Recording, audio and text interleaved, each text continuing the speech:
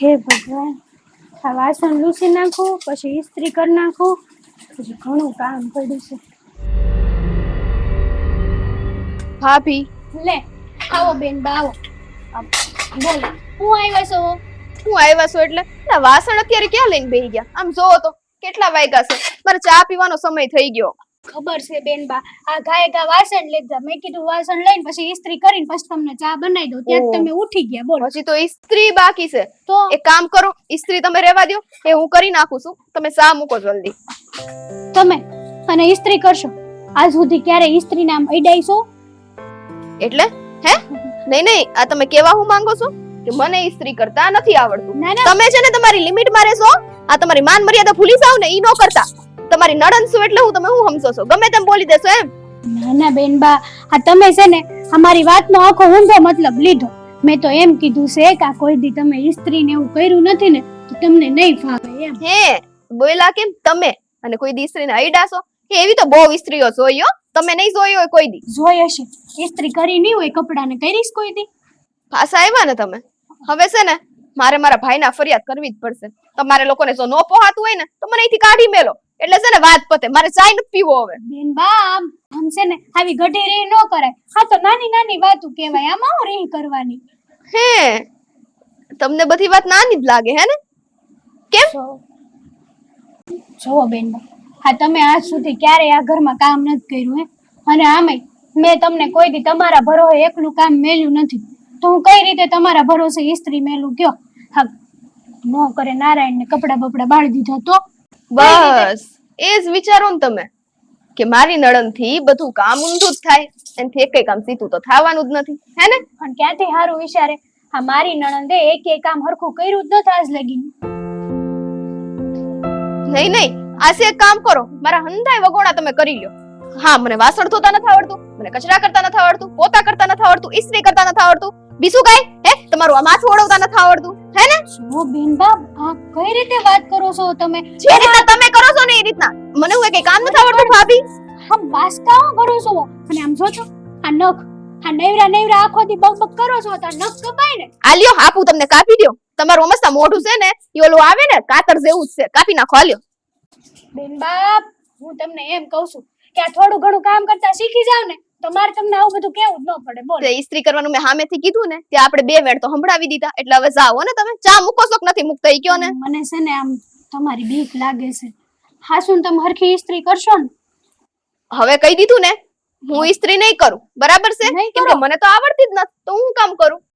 જો બેન બા હું એમ નથી કહેતી કે તમને ઇસ્ત્રી કરતા નથી આવડતું, પણ મેં આજ સુધી તમને જોયા નથી ઇસ્ત્રી કરતા, એટલે થોડીક મને બીક લાગે છે. એ બીકમાં તમે કરી નાખશો હો ને? હવે ચા મેલશો કે નહીં મેલો? હા કે ના? એટલે ઇસ્ત્રી કરવી જરૂરી છે. હું ઇસ્ત્રી કરીને પછી ચા કર. પેલા ચા જ બનશે, બરાબર છે?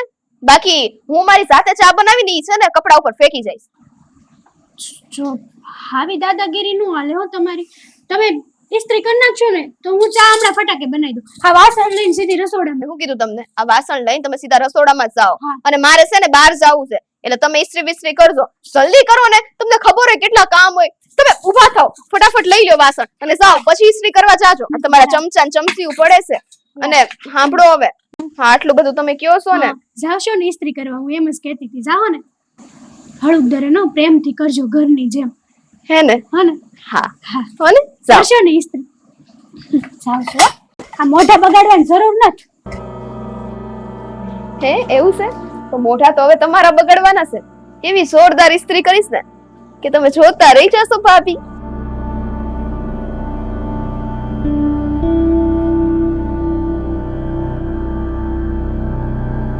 હે મોહન! હા બાપુ, કેમ આટલા ગુસ્સામાં આવ્યા? તારી વહુને કઈ કેવું છે કે નહીં તારે? હવે હું કર્યું એને બાપુ? હું કર્યું ને કરશો? એક એક કામ ઢંગધડા વગેરે કરતી નથી. અને તને ખબર છે મારો નવો શર્ટ ઇસ્ત્રી કરવા બાળી નાખ્યો. હું વાત કરો છો બાપુ? તો એક જ વાર પહેર્યો તો મેં. અરે બહુ કરી આને તો હવે હાવ બાળી નાખ્યો. અરે કે કામમાં કઈ દમ હોય નહીં, અને મારા શર્ટ ને ઠેકાણા પાડી દીધો. નવો શર્ટ મને કેટલો ગમતો હતો. એ વાતે હાચી છે બાપુજી, પણ એનાથી આવું કામ થઈ ગયું મને તો નવાઈ લાગે, નકર તો હરખા જ કામ કરે છે. મને તો લાગે દાજની બાઈ કરતી છે, પણ કામ કરવું પડે એટલે. અરે એવું ન હોય બાપુજી, એટલો ગુસ્સો ન કરો, હું એને સમજાવે તારો હાડલો કેમ નો બીળો, તારો બુસ્કોટ કેમ નો બીળો અને મારો જ બીળો? વાત તો સાચી છે બાપુજી, તમારો બુસ્કોટ ન બળવો જોઈએ, કારણ કે તમને કેટલો ગમતો હતો, અઠવાડિયામાં 2-3 વાર તમે પહેરતા હતા. હું બેઠો તું એની જેવો લાગે. મેં કહું છું તો ખરો, મેં એક જ વાર પહેર્યો, નવો શર્ટ છે. આ તો હમણાં લેવા ઈ તો નવો શર્ટ. બાપુજી તમે એટલો ગુસ્સો ન કરો, હું એને સમજાવે બાપુ. હું સમજાવે એને કે કામમાં ધ્યાન દે, નકર પછી છે ને મારે ન કરવી પડે, માથાકૂટ મોટી થાય અને પછી છે ને ભેગું નહીં થાય. બાપુ જો તમે શાંત થઈ જાઓ, હું એને હંધું છે ને સમજાવી દે, આ બધુંય કામ છે ને ધ્યાન દઈને કરે. તું કેટલો કામમાં કાળજી રાખશો, તને કોઈ દી કેવું પડે મારે? પણ આ બાબતથી જ કેવું પડે, તારી વહુની ફરિયાદ તને કરવી પડે અને તારે વગર વાકે સાંભળવું પડે. વાત તો સાચી છે, હવે ભૂલ મારી વહુ કરે છે, સાંભળું હું નહીં તો કોણ સાંભળે બાપુ? આ મને જ કહો ને તમે કે વહુ ને કહેવા જવાના નથી. મારે હું કરવું હવે? નવો શર્ટ, હવે ઈ કપડું પાછું મળશે નહીં, પાછું ક્યાંયથી પાછું સીવડાવવા ક્યાં જવું? વાત સાચી છે બાપુ, પણ આમ જવો તમે ઉપાધિ કરો માં, હું તમને એવો ને એવો શર્ટ પાછો છે ને હું કોશિશ કરે લાવી દે. બસ આ તમે ગુસ્સો ન કરો, આમ જો વહુને છે ને હું સમજાવી દે, આમ બધું કામ તમારું કામ હશે ને સીવટ રાખીને કરશે. બસ આ તમે છે ને ઉપાધિ કરો માં, આમ ગુસ્સો કરો માં તમે. હા તો તું એને સમજાવી દેજે, મારે પગલા નો લેવા પડે, નકર પછી છે ને એના બાપા સુધી વાત જાય ને બધું થાય ને કામું. ના મારા હારા સુધી જવાનું એમાં શું હોય બાપુ, તમે સમજો ને, તમે વડીલ છો, સમજી જાઓ. હા હા કહી દે, એને સમજાવી દેજે. હા બાપુ હું જાઉં છું. હા એ ખરી છે. બસ શર્ટ તો બાળ્યો પણ દવાડા અહીંયા કાઢ્યા, બહુ કરી હવે. એવી ગરમી છે, પણ આ 2 દી વરસાદ હું વરસી ગયો ને, આ એવી ગરમી છે કે હાઈ ના હાર્ટ એટેક આવી છે. ઓય તને કહું છું, તે બાપુનો શર્ટ બાળી નાખ્યો? મેં? હા. હું કરવા બાળું બાપુનો શર્ટ? અરે અને અત્યાર સુધી ઇસ્ત્રી કરી કોઈ દી નથી બેળો. અરે પણ બાળીને તે બાપુનો શર્ટ મળ્યો તને? શર્ટ એને તે ન્યા બેળો ને, અહીં મારી માં ધવાડા કાઢ્યા બાપુએ, આયા ભડકો બેળ્યો વાડીએ આવીને. મેં શર્ટ નથી બાળ્યો પણ બાપુનો. આ તો બાપુ ખોટું થોડા બોલે, એને કીધું તારી વહુએ ઇસ્ત્રી કરતા મારો નવો શર્ટ બાળી દીધો. હાય હાય, આવું કોઈએ કીધું બાપુને? આ મને શું ખબર, બાપુ થોડા ખોટું બોલે કે એવડે મોટા વાત કરશો તે. એને કીધું તારી બાઈને એકે કામ કરતા નથી આવડતા, આમ છે ને તેમ છે. હા બાપુનું તો હારો કેવાય ઈરાદો. હા અત્યાર સુધી હંધાઈ કામ હરખા થતા હતા, વ્યવસ્થિત થતા હતા, તે વખાણ થતા હતા, અને એક કામ હું બગડી ગયું. જો કે મારથી તો બગડ્યું નથી બગડ્યું તોય આવું બધું સાંભળવાનું. વાહ ભાઈ વાહ. તો કઈ બાપુ થોડા ખોટું બોલે, કેવી વાત કરશો તું? તારાથી શર્ટ બેળ્યો હોય તો જ કહેતા હોય ને. હા તો એટલે કે હું ખોટું બોલું છું? તો શર્ટ બેળ્યો છે કે નથી બેળ્યો ઘરમાં, ઈ કે મને. શર્ટ તો બેળ્યો છે, પણ મેં નહીં, આ તમારી લાડકવાઈ બેન કાજલે બાળ્યો છે. આ તો પણ બાપુને કહેવાય ને કે મારાથી નથી બેળ્યો, બેનથી બેળ્યો છે એમ, તો મારી ઉપર તો ધવાડા નો કાઢત. હું કરવા કહું બાપુને? અને આમે આ તમને લાગે છે તમારી બેન કઈ ઓછી છે? હા મને ધમકી આપી હતી, અને તમારી બેન છે ને વાતે મારી ઉપર મારકુટાઈ કરી લે છે. હું વાત કરશો? હા તો આ બધી વાત તું મારાથી કેમ છુપાવે છે? મને એમ હતું કે ઘરમાં ને ઘરમાં આવી બધી ઘોની વાત કરવી શું જરૂરી છે, પણ આજે જોઈ લીધું.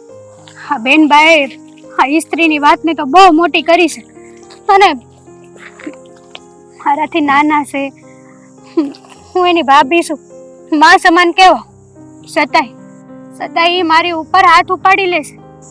ક્યારેક તો મને બહુ દાઈ ચડે, પછી એમ થાય કે કાંઈ નહીં, શું કર્મ જ છે ને, છાવા દે.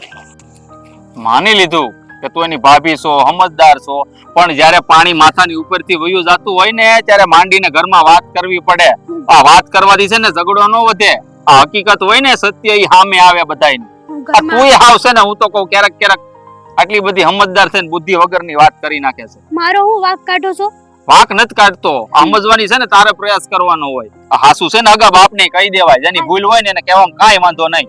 બોલવામાં સારું લાગે છે, આ તમારી બેન ઉપર ક્યારેક તમારા બેનના કડવા શબ્દો સાંભળજો, ખબર પડે.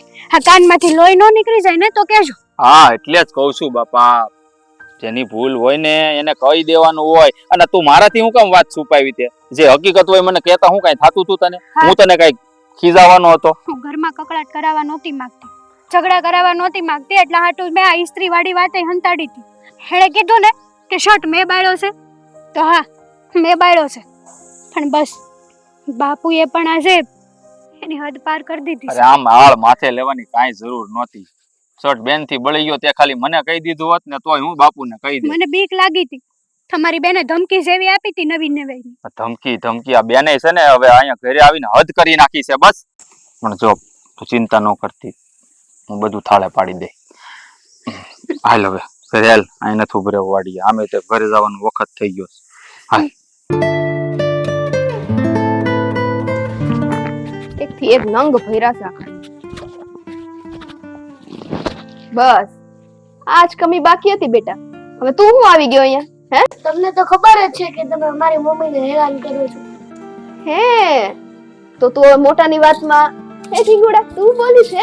હા તારા નાના નાના હાથ તું ઓલો છે ને દડો ઉછાળવા રમવા માટે છે અને મગજ એટલું છે ને ભણવામાં હલાવો તો કઈક આગળ વધશો. મને ખબર છે કે તમે ઇસ્ત્રી કરતા કરતા શર્ટ બાળી દીધો અને આરોપ મારી મમ્મી પર ઉતાર્યો. બેટા તું તો છે ને બહુ મોટો થઈ ગયો છો. એવું કાઈ ન હોય. આ ઇસ્ત્રી છે ને ગરમ હોય ને તો ક્યારેક કપડા બળી જાય હો ને. અરે તું દાદાને એને કહેવાની વાત કરે છે દીકરા? હે જો તારે છે ને આઈસ્ક્રીમ ખાવાનો છે કે નહીં? તને ખબર ને તારા ફઈ બા તને કેવો મસ્ત આઈસ્ક્રીમ લઈ દે ચોકલેટ વાળો. ખાવાનો છે ને? હે ને?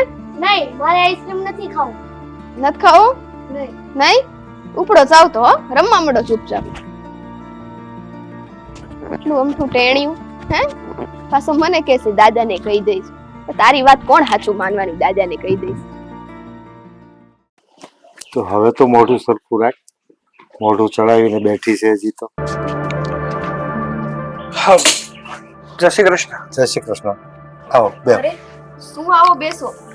તમે કેમ અહીંયા? કેમ? મારું સાસરું હે ને, જેમ મારું ઘર તારું સાસરું છે એમ હા પણ મારું સાસરું. એ ઘણા સમય પહેલા છૂટી ગયું બધું હે ને. બસ બસ હવે હજુ તને આંખ નથી ઉઘડતી. કેટલી સમજાવી છે તને દેવકુમાર તેડવા આવ્યા છે. શું?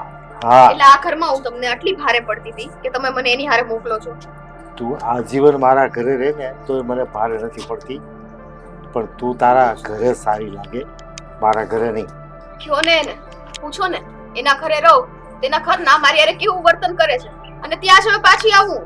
મારા ઘરના અને તારી હારે ખરાબ વર્તન કરે છે. કોઈક દિવસ નવરી હોય ને અને એકલી હોય ને તો પોતાના જમીરને પૂછજે કે આ જે પણ કાંઈ મારી હારે બની રહ્યું છે કે જે પણ હું તકલીફો ભોગવી રહી છું એ કોઈ બીજાના કારણે ભોગવી રહી છું કે હકીકતમાં ભૂલ મારામાં છે. કેમ ભૂલ શું છે મારામાં? તમારા ઠેડા કરવાના તમારું સાંભળવાનું. બસ બસ હવે બહુ થઈ ગયું.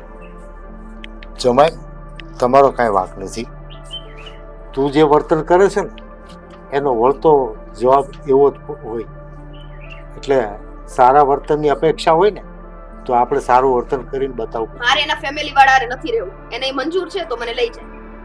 એ તો આજ પણ નહીં બને અને ક્યારેય નહીં બને. અને બીજી વાત કે જો તને મારા જ પરિવારથી વાંધો હોત તો તું તારા ઘરમાં મતલબ તારા પપ્પાના ઘરમાં શાંતિથી રહેતી હોત. તારા પપ્પાના ઘરમાં તો ઝઘડા જ ન થતા હોત.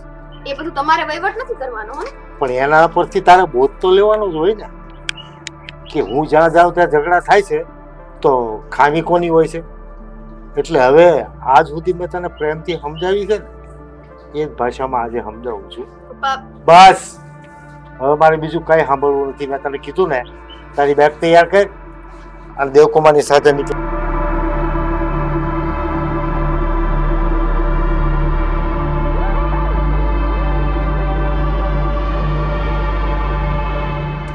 દેવકુમાર એનો સ્વભાવ થોડો કચડો છે એટલે એનું બહુ માઠું નહીં લગાવતા.